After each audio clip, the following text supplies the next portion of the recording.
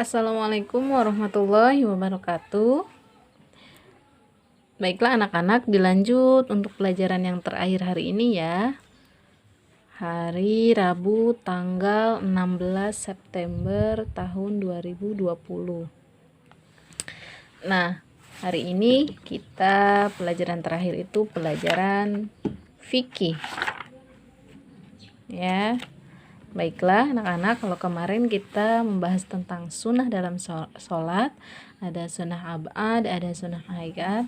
Sekarang kita bahas hikmah mengerjakan sholat, mengerjakan sholat fardu. Yang pertama itu mendekatkan diri kepada Allah Subhanahu wa Ta'ala.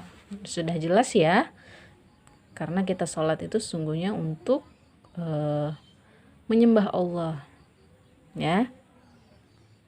Kemudian yang kedua itu adalah menjaga kesadaran dan pengendalian diri.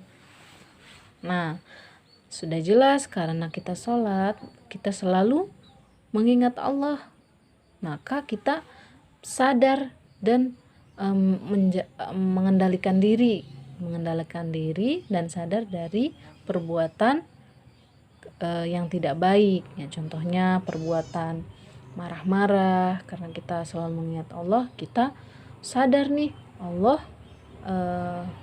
memperhatikan kita, maka kita tidak jadi dan membaca astagfirullahaladzim misalkan. Kemudian yang ketiga, mencegah perbuatan keji dan mungkar. Nah, dalam Al-Quran juga dijelaskan ya, sesungguhnya sholat itu mencegah dari perbuatan keji dan mungkar. Quran surat Al-Ankabut ayat 45. Nah, jadi sudah jelas karena tadi kita sholat untuk menyembah Allah, maka kita akan merasa diperhatikan sama Allah.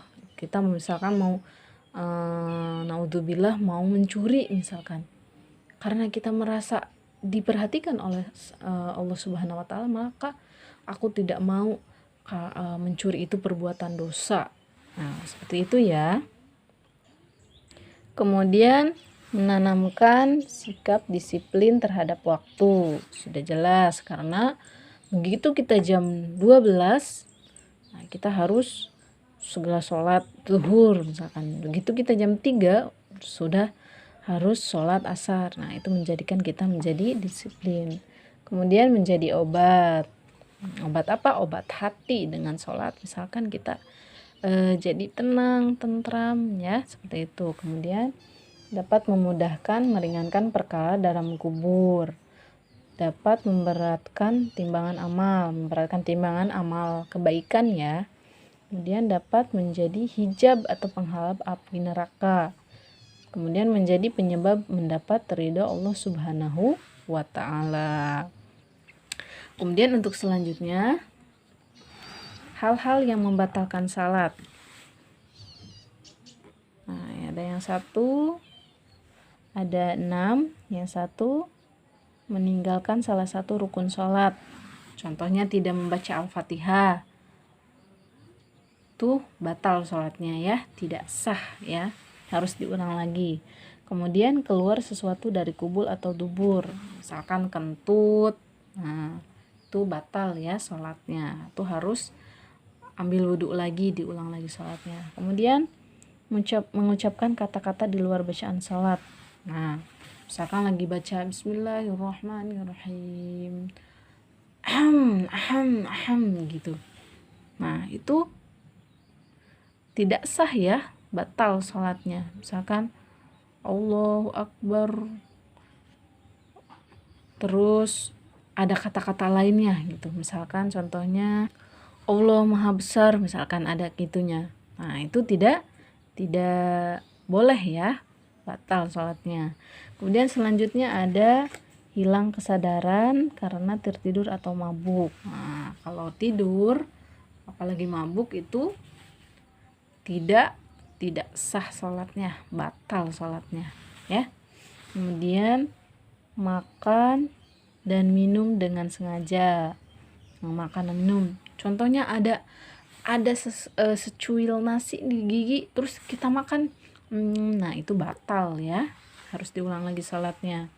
Kemudian banyak bergerak di luar ketentuan sholat. Nah, banyak bergerak misalkan garuk-garuk, nah itu membatalkan sholat.